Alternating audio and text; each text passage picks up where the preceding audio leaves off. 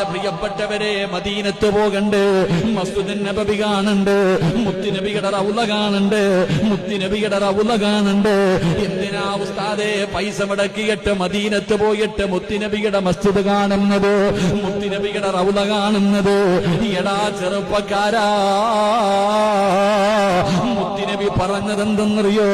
അല്ലാഹുവിന്റെ റസൂല് പറഞ്ഞതെന്തെന്നറിയുമോ?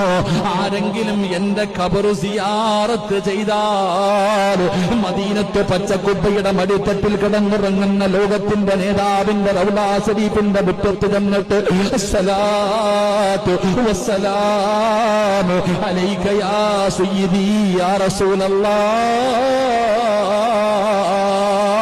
മുത്തുനബിയുടെ റൗള കണ്ടാൽ അജ്മീറിൽ പോയവര്, നാഗൂര് പോയവര്, ഏർവാടിയിൽ പോയവര്, മുത്തുപേട്ടയിൽ പോയവര്, എന്റെ പ്രിയപ്പെട്ടവര്, എല്ലാ ഖബറുകളും നിങ്ങൾ സിയാറത്ത് ചെയ്തല്ലോ.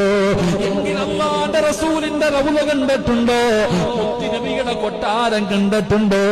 എന്റെ പ്രിയപ്പെട്ടവരെ, ആരെങ്കിലും അല്ലാഹുവിന്റെ റസൂലിന്റെ റൗള കണ്ടാല് മുത്തുനബിയുടെ ഖബർ സിയാറത്ത് ചെയ്താ റസൂലുള്ളാഹ് പറയുകയാ, വജബതു ലഹു ശഫാഅതി.